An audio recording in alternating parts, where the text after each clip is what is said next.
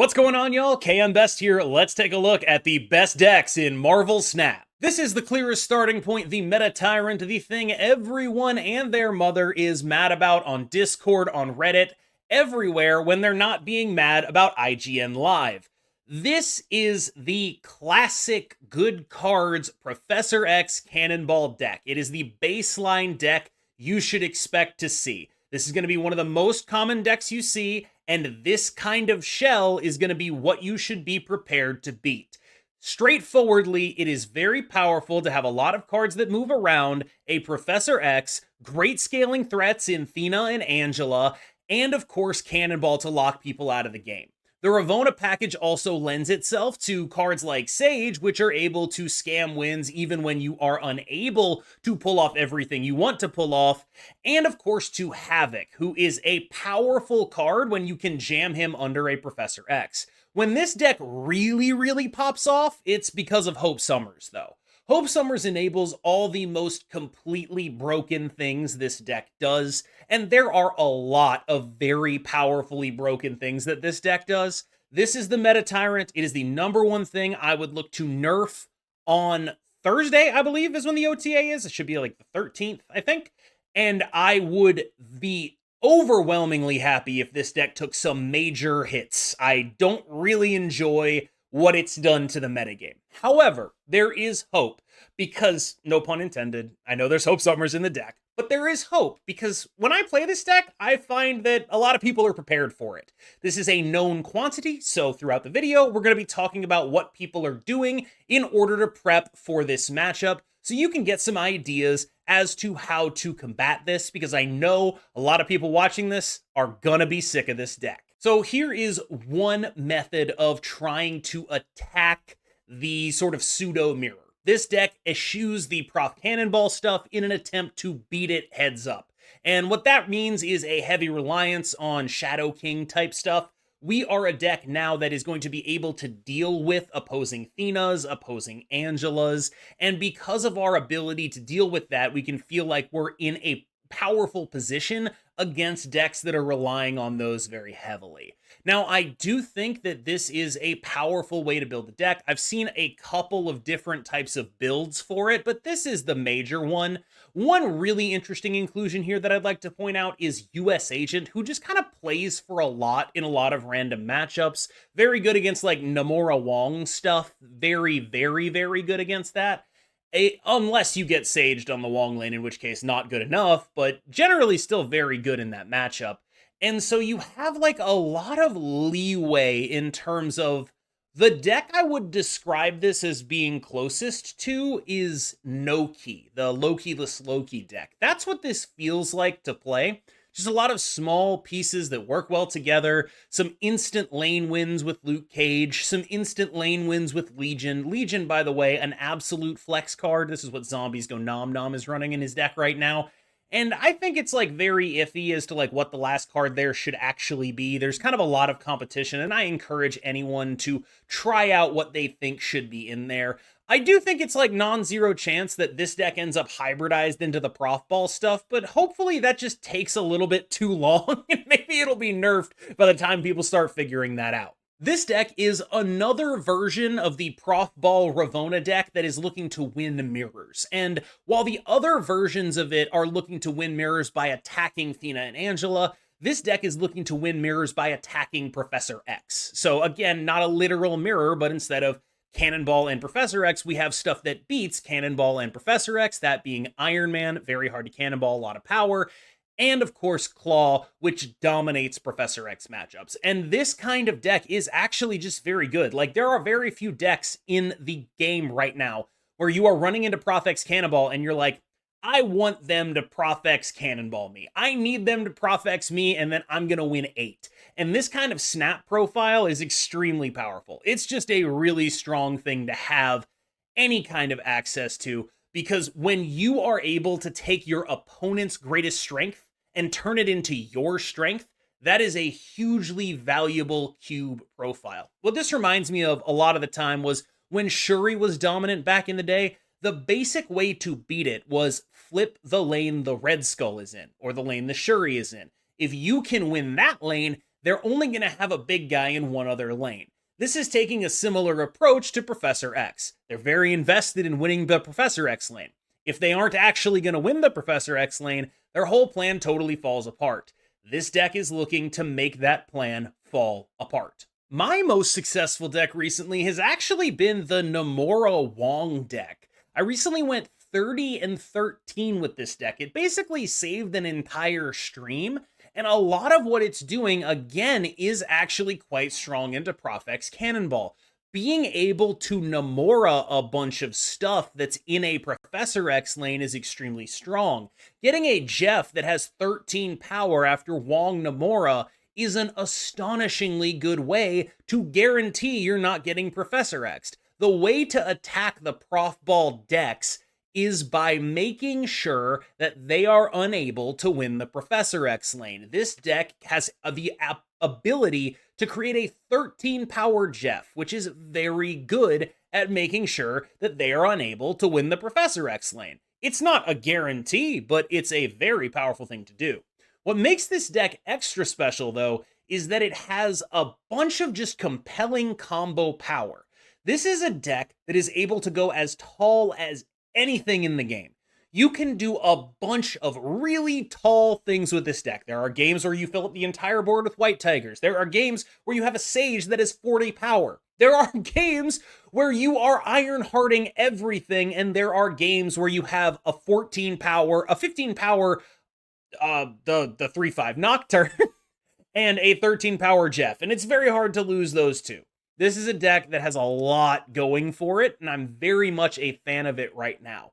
For me, this deck was more successful than any of the ProfBall decks have been. So what's Bounce doing in the face of all this ProfBall? Well, Bounce is here in a way to try to tempo out as fast as possible. If you get a hint of a Professor X type game plan, you are going to start slamming down Sasquatches. You're going to start slamming down Mockingbirds. You're going to try to do everything you can to disrupt them. We have a Juggernaut to confuse end of game scenarios, cards that nobody really plays around. You are going to be a tempo deck the second you feel like there is a Professor X coming, because otherwise you are in huge trouble in the matchup. If you play passively and you wait for a turn 6 explosion, you're going to get got by Prof X Cannonball. So you build the deck to not do that. This is a deck that came out of the brains of Yo Woody and Big Baby, two excellent, excellent players. I highly recommend checking them out when you can. Mostly Yo Woody. I don't think Big Baby's really streaming, but we'll eventually bully him into it. This deck is what Bounce has to do to adapt to the metagame as it is. There's a lot of things locking down your plays. You need the ability to get big stuff out onto the board to prevent your inevitable destruction at the hands of Professor X and Cannonball. The other thing this deck has going for it is just like, you're kind of pretty good at doing points. Like, you have Angela Kitty, you have like the ability to bounce your hoods, get multiple demons. Your demons discount your Mockingbirds, your Mysterios discount your Mockingbirds, and your Sasquatches. Your Sage is very large, you can beast that too. Just a lot of pieces that work really well together. And I think that's mostly what this deck has going for it. Just a lot of unique pieces. And I do think one thing you may run into is that it's pretty hard to play. Sequencing with this deck is genuinely very difficult. Like, I had Big Baby in my chat when I was playing it, and I'm pretty sure he suggested some incorrect stuff. It's hard. Good players still struggle with this deck. This is not a deck you're going to want to pick up and just like play and like miss sequence and lose 5 games and be like, KMBest, Bounce is terrible. It's not terrible, but it is hard. It's a high skill cap deck that you need reps on in order to understand the intuitive ways in which it plays. I have played hundreds of hours of Marvel Snap and probably hundreds of hours of Bounce decks, so it's a little more intuitive to me, but I do think this is a very powerful list. This Supergiant build comes courtesy of Emily, and it has some interesting aspects to it that I think are going to go a little bit underappreciated. First things first, Supergiant looks to get priority. The major thing you're trying to deal with when you play this deck is get priority, play Supergiant, whatever they play, figure out if you want to blow it up or Cosmo it or something like that. make sure you can set up situations that are just absolutely dominating. You can have things like a Sage under the Supergiant. It's going to be the last thing that pops up. It's usually going to be like 14 power. You can have Shadow Kings under the Supergiant in their Angela lane, things like that. And that's really what allows this deck to thrive, is the variety of powerful 2 and 3 cost plays you can put together. However, I would be remiss without mentioning the card Klaw, who is just amazing when people are just like, I don't know what's going on here. Klaw is absolutely phenomenal at winning those games. And of course, the last thing I wanted to talk about, again, if you need more of a deep dive into the Supergiant archetype, I did do a video with Stefan, who's sort of like the godfather of Supergiant stuff. You can check that out. But I will encourage you to pay attention to one card specifically here, and that's Squirrel Girl. Squirrel Girl accomplishes 2 things here. First, discounts Mockingbird. Gonna make her 3 cost. That's good, because a lot of your final turns are 3+3. Second, she gets priority. There are not a lot of decks that are going to be able to like attack 3 lanes. A squirrel can actually just be winning a lane going into the Supergiant turn. That is really, really important in a deck that cares about priority this much. Negative Tribunal has been on an uptick since a player named, and I'm not going to be able to pronounce it, so I'm going to spell it instead, XUNZZ, used it to climb to infinite very quickly. It sort of caught on from there. It's okay. Like, this is a better meta for this deck than it otherwise would be, but I do think it's not a wonderful meta for it. If you are into this stuff, I will say, I've lost to this. Now, should I have left the game? Maybe. Should I have tried to draw Nocturne harder? Also, maybe.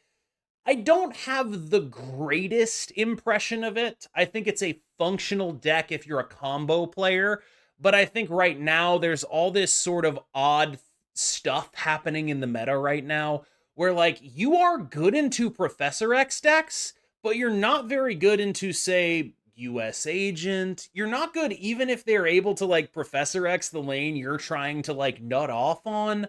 You kind of end up in these spots where you feel a little bit too reliant on magic when there's so much Nocturne running around. It can win. And I think one thing that's really important is, like, when people play Nocturne, you need to magic the lane the Nocturne is in, because otherwise they're going to blow your stuff up. So, like, don't be, like, just jamming magic out there against decks that can reasonably run Nocturne if you can actually afford to hold it. Sometimes you can't afford to hold it. I get that. But as someone who plays against this deck, the most damaging play that they can make is when I play a Nocturne, they magic the Nocturne lane, and I'm just sitting there like, oh, I guess they get their turn 7, huh? That really sucks. Behold the Reddit scam. I believe it was made by someone named Juan on literally the Marvel Snap Reddit and popularized by none other than Regis Kilbin. This is not a deck, again, I don't have the world's largest amount of respect for this deck. It's not something you're going to see an overly large amount of the time, but enough people are playing it that I do feel obligated to include it, because if you don't know what's going on here, you're going to get run over. This is a combo deck that leverages a couple of different routes to attack. First, there's the, like, baseline Electro Galactus strategy that they can pull off. That's pretty strong if you can pull it off. Then there is the way more scammy line where you, like, wave into an Ultron, then Killmonger all the bots, then play a Death for free and a Null that's really big. A bunch of weird stuff is possible with this list, and once you are aware of the general direction it's trying to go, it starts to become more clear that this list is actually just like 4 different scams in a trench coat. And so once you can identify what those scams are, you can be like, oh, I see what's happening here. I know how to beat this. I can deal with this. Oh, I'm getting Galactus. It's cool. I'm going to cannonball out of it. It's fine. Stuff like that, right? Like, you are going to be able to figure out what's going on here, and it's going to be up to you to figure out your best counterplay to it. This is, yeah, it's 4 scams in a trench coat, right? Like, you have to figure out which plan they're going to enact, but once you do, you can very reasonably have an idea of their output range. The only real flex slot in this deck is the Blink slot, and one of the weird things about the data right now is the build with Blink reads to me as stronger, but in a 450 game sample size on untap.gg at top 10% infinite, it has about a 45% win rate and a negative cube rate. The Carnage list, running Carnage instead of Blink, has a 56% win rate and a positive 0.68 cube rate. I do not know. I do not play this archetype enough to know why that is. But I did want to highlight it because it's important to understand that, like, sometimes there's stuff that's too weird even for me. Now we're back in my wheelhouse, though. I played a little bit of Loki. It wasn't that bad. Like, it does feel a little bit interesting, right? Because we talked about how so much of the metagame is these, like, good cards Ravonna decks. And it's actually pretty good to Loki, those decks. Like, there are some reasonable counterplay to Prof X decks in Prof X decks. Like, you get stuff like maybe a Klaw, maybe a Jeff, things like that can really occasionally swing small margin games. I felt like this was a perfectly fine list. I didn't really feel like it was particularly overpowered or anything. Just like, hey, if you're still someone who wants to play Loki without Prof and Cannonball, I think you totally can. There is like kind of a flex slot where the cable is at that can be Valentina. You can try Thena in there. There's kind of just a lot to try out, and I think that Loki is, I would say, like a sort of safe and fairly medium pick in this metagame right now, because I do think that it's slowly getting better for this deck. The more people move away from Hela, the more people are playing the good stuff decks, the better Loki gets, but he's just like kind of okay in my estimation. By the same token, if you want to be the worst person alive, you can play Prof X Cannonball Loki. I don't even think this deck has like a ton of advantages over being any other Prof X Cannonball deck. But the upside is like, yeah, you're a Prof X Cannonball deck, and then sometimes you play Loki and your Prof X Cannonball mirrors and just like absolutely dumpster people. I don't know if that's reliable, or if you'd rather just like want to play a normal kind of Prof X Cannonball deck. To my mind, I would rather play a normal Prof X Cannonball deck that executes its game plan more reliably, but I know there's some Loki sickos out there. I used to be one of those Loki sickos. I'm not officially renouncing my membership of the Loki Sicko Society, but I think he's been better positioned before, and I don't really feel like I want to force him into a metagame where he doesn't really make as much sense as he otherwise would. Hela is a bit of an issue for me, where I feel like it's become abundantly clear that Prof X Cannonball decks are far more problematic and much more annoying, and everyone hates them more, and they're probably better too. But if Prof X didn't exist, I do feel like we'd kind of all be drowning in Hela, and we'd hate that too. Hela's fundamental role is to be the least interactive combo deck in the game. Its job is to give you absolutely no avenues to stop it from doing what it does, and right now the only card that meaningfully interacts with what Hela is doing, outside of occasionally a guest Cosmo, is Professor X. And so we end up in this situation where I feel like, you know, neither can live as long as the other survives. You have to deal with both of these at the same time, and I really hope that the Marvel Snap devs do. In terms of the build, I do feel that the Colleen Wing build is far enough superior to the Corvus Glaive build that I'm willing to say that this is the only Hela build I recommend right now. Obviously, with all the Prof X, it's not a great idea to play Hela. I do understand that it is a very budget choice for a lot of people, and that I respect greatly. I will also say, I know people are going to ask this, hey KM, is it worth buying Corvus to get Hela? I don't even think the best Hela list runs Corvus right now. She's even more budget than you think. I think Cerebro 3 is genuinely underrated. The addition of Luke Cage to this archetype has made it something that I actually see fairly often and is pretty good. This has a lot of tools to deal with a lot of what the meta is built to do. It has a lot of ways to dodge the things that your opponents are trying to beat you with. Notably, I have a Scarlet Witch in here that can be Invisible Woman if you're worried about a lot of Red Guardians. I would highly encourage you to make that switch. And I think that's something that this deck has really going for it, where there's just so much that you can do. That could be Scarlet Witch, that could be Invisible Woman, that could be Quake. There's so many good options in this deck now. There are really legitimately 12 good cards that Cerebro 3 can play, to the point that maybe the worst cards in Cerebro are like Cerebro and Mystique, which are very good, right? Like, this is a powerful deck. I think it used to be sort of regarded as a meme because you were forcing it, right? There were a lot of bad threes. You're playing these just to play Cerebro. You're forcing it to happen. I genuinely think this deck is pretty damn good. and I think it does deserve respect in the current metagame. The time-honored strategy of playing Doc and just kind of hoping it works is still running around. Everyone loves playing Doc and Pray. It's a deck. Like, I don't really know what you want me to say. It's like, like how England is like very similar to the US, but we like to pretend that we're like so different and they're like everything is so different. It's like, oh my God. And like really when you get down to it, they're like maybe 10% different from us. That's this in Prof X Cannonball. It's like this is Prof X Cannonball for people who want to be hipsters. Like this is just it's kind of the same thing, except it's a little bit worse and a little bit more annoying and a little bit weirder. And I think that that is a like reasonable thing to be doing. I don't think it's necessarily like bad or anything. One thing that this deck does have as a major issue, you're going to want to pay attention to how magic works. Again, we talked about this in the Tribunal section, but I know people skip around in these videos. Magic's gotta go on the Nocturne lane, because this deck is very much a magic deck. So do keep your eyes out for if you can make other plays than magic on 3, and they play a Nocturne, you know you can have a safe lane for that magic. And having a safe lane for that magic in this archetype is really crucial, because your Doc Ock is usually fine. It's just like you're gonna need some extra turns to clean up what he does. Doc Ock comes down, he makes a big mess, and it takes a little bit of time to clean up. Typically those 2 turns, that's enough. 1 turn, cutting it a little bit close. Not that it's not possible, it's just a lot easier if you have 2. If you're nostalgic for the days of Sarah Control, please do check out the Thors deck. It's honestly quite good. I am still trying to find the perfect 2-drop. Like, I can't find it. A lot of people are playing Maximus over the White Widow.